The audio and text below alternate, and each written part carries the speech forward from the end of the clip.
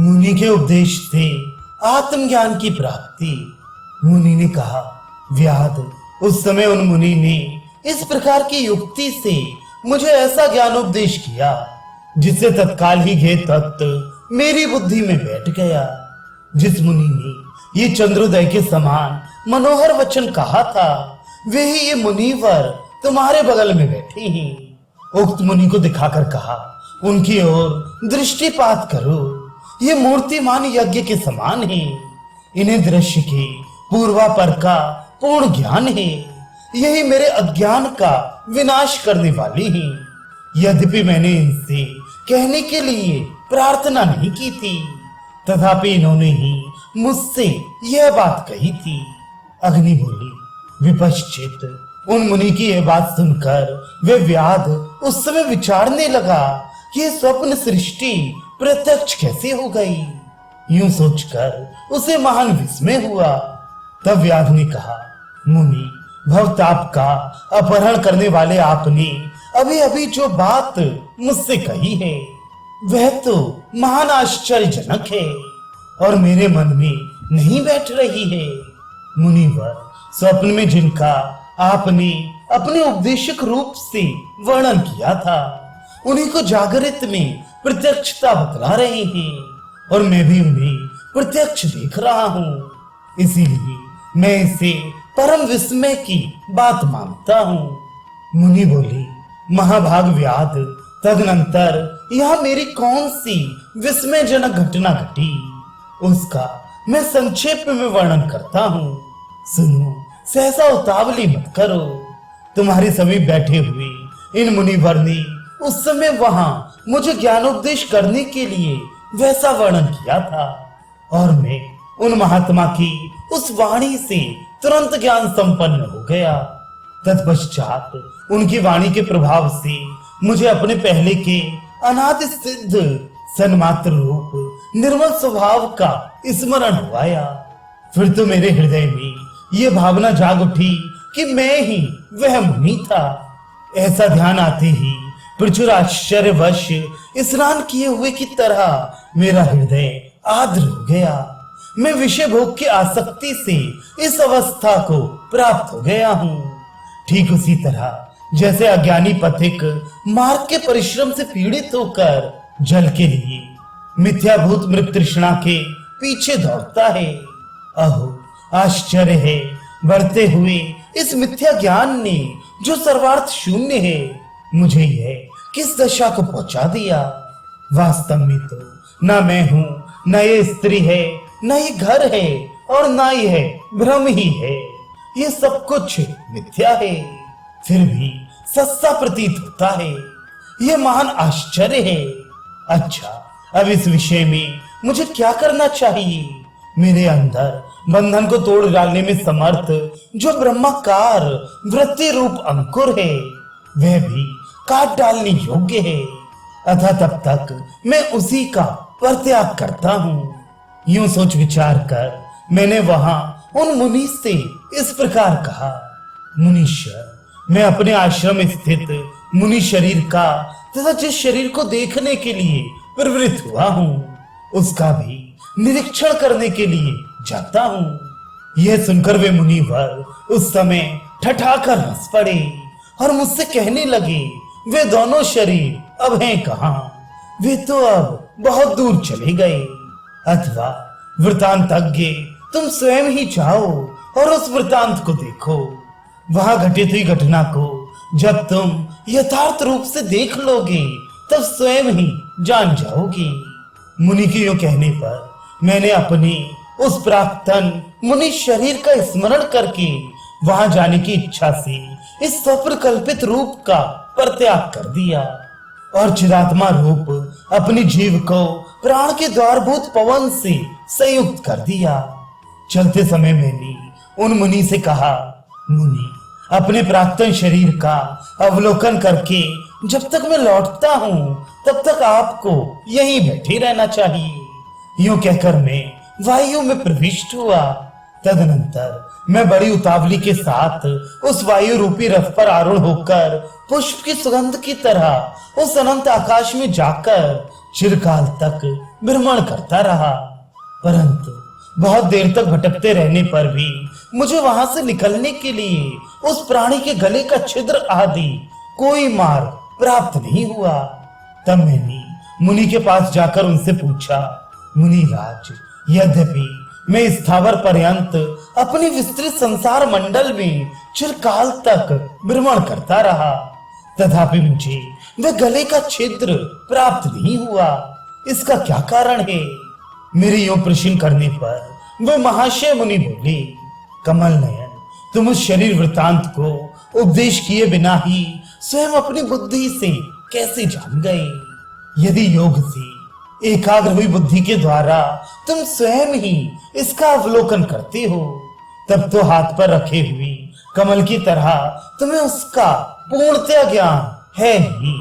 तथापि यदि तुम्हें मेरे मुख से सुनने की इच्छा है तो मैं उस यथा घटित वृतांत का पूर्ण रूप से वर्णन करता हूँ। सुनो, तुम अपने को जैसा समझते हो वैसे व्यष्टि जीव रूप नहीं हो।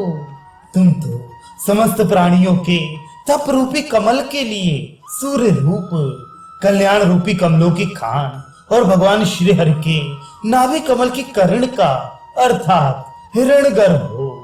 वही तुम किसी समय व्यष्टि भाव रूप स्वप्न देखने की इच्छा से तपस्या में स्थित होकर उस पुष्ट हुई बुद्धि द्वारा किसी प्राणी के हृदय में प्रविष्ट हुई। जिस हृदय में तुमने प्रवेश किया था वहां पृथ्वी और स्वर्ग लोक, जिसका उदर है, उस विस्तृत त्रिलोकी को देखा था। इस प्रकार यद्यपि तुम वहां बड़ी देर तक स्वप्न देखने में व्यग्र थे, तथापि तुम्हारे शरीर में तथा महावन में सोए हुए उस जीव के शरीर में जिसमें तुम स्थित थे आग लग गई।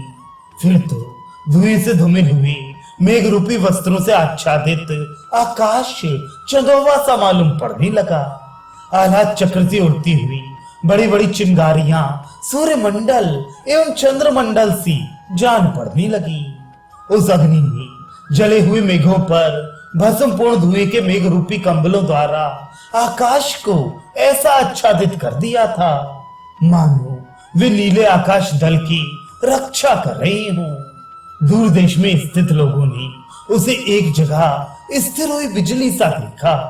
उसकी प्रभा से आकाश पिघले हुए स्वर्ण रस से अनुलिप्त फर्श सा लग रहा था। उसकी दीप्तिमती चिंगारियां उड़ उड़कर आकाश में पहुंच रही थी, जो ताराओं की संख्या को दुगनी बना रही थी। वे वक्ष स्थल में स्थित ज्वाला रूपी बाल वनिताओं के कटाक्षों से आनंद प्रदान कर रही थी।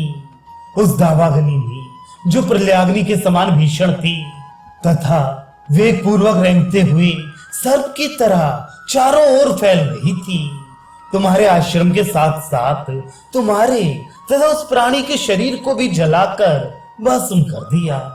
व्याध ने पूछा, मुनि, वहां उस अग्निदाह की उत्पत्ति का प्रधान कारण क्या है तथा वे वन और आपके वे शिष्य सबके सब एक साथ ही कैसे नष्ट हो गए? मुनि ने कहा, व्याध, जैसे संकल्प आदि के विनाश और उदय में संकल्पकर्ता के मन का स्पंदन ही कारण है, वैसे ही त्रिजगत का संकल्प करने वाले विधाता का महा स्पंद ही त्रिजगत है और वही तुरंत उसके विनाश और उदय का कारण है।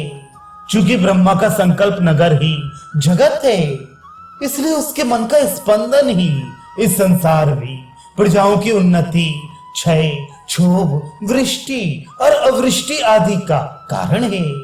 ब्रह्मा का मानसिक संकल्प इस त्रिलोकी का कारण है, अतः ये त्रिलोकी कल्पित है।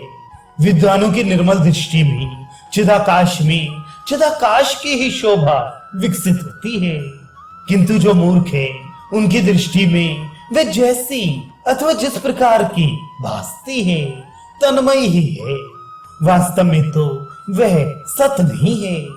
समागत मुनि ने कहा, मुनि, वहां उस अग्नि ने दोनों शरीर, आश्रम, नगर, वे घर और वे वृक्ष आदि सबको सूखे तिनके के समान शीघ्र ही जलाकर राख का ढेर बना दिया तथा अत्यंत दाह के कारण जिसकी बड़ी बड़ी शिलाएं फट गई थी। ऐसे तुम्हारे उस आश्रम में सोए पड़े हुए वे दोनों शरीर भस्म हो गए। इस प्रकार संपूर्ण वन को पूर्ण रूप से जलाकर वह आग धीरे धीरे उसी प्रकार शांत हो गई जैसे समुद्र के जल को पीकर अगस्त्य जी शांत हो गई थी। तत्पश्चात वह अग्नि अदृश्य हो गई। उस अग्नि के अदृश्य हो जाने पर वायु उस संपूर्ण भस्म राशि को, जो पहले हवा के लगने से उद्दीप्त होकर फिर अत्यंत शीतल हो गई थी, पुष्प राशि की भांति कड़कड़ करके उड़ा ले गई। और वे दोनों शरीर कहां चले गए तथा जो पेटी की तरह बहुत से लोगों का निवास स्थान था, वे नगर जागृत पुरुष के स्वप्न नगर की तरह कहां विलीन हो गया। इस प्रकार जब तुम्हारे तथा उस प्राणी के शरीर का अभाव हो गया, उस समय तुम स्वप्न के भ्रम से ग्रस्त थे, परंतु इस समय तुम्हारी संवित ही स्फुरित हो रही है। इसलिए कहां बाहर निकलने का द्वारभूत उस प्राणी के गले का छिद्र और कहां तुम्हारा वह विराट आत्मा, अर्थात दोनों में महान अंतर है। क्योंकि ओज सहित जले हुए उस प्राणी का ओज सहित शरीर भी तो जल गया था। मुनि, इसी कारण तुम्हें वे दोनों शरीर प्राप्त भी हुए हैं, क्योंकि इस समय तुम जिसका अंत नहीं है ऐसे स्वप्न संसार रूपी जागृत अवस्था में स्थित हो। सुवृत, इस प्रकार तुम्हारा ये स्वप्न ही जागृत भाव को प्राप्त हो गया है और हम सब लोग तुम्हारे स्वप्न पुरुष हो गए हैं। यूं तुम हमारे स्वप्न पुरुष हो और हम लोग तुम्हारे स्वप्न पुरुष हैं, किंतु ये चिदाकाश रूप आत्मा सर्वदा अपने स्वभाव में ही स्थित है। स्वप्न पुरुष होते हुए जब से तुम्हें मैं जागृत पुरुष हूं ऐसी प्रतीति हुई, तब से तुम जागृत पुरुष बनकर पूर्ण रूप से गृहस्थाश्रम में स्थित हो। तात इस प्रकार वहां जैसी घटना घटी थी वह सारा प्रसंग मैंने तुम्हें पूर्ण रूप से सुना दिया। अब यदि तुम्हें मेरे कथन में संदेह हो तो तुम स्वयं ही ध्यान द्वारा इस अद्भुत दृश्य को देख सकते हो। इस प्रकार जो आदि और मध्य से रहित है, जिसका रूप अनंत है तथा शरीर अपनी विकासन शक्ति के उत्कर्ष से चंचल हो रहा है, ऐसा ये संविद घन अर्थात ज्ञान स्वरूप जिनमें आत्मा ही स्वयं अपने आप में अनेक शुभ अशुभ सृष्टियों के रूप में आकाश में फैले हुए सूर्य के सुनहले घाम की तरह विकसित होता है।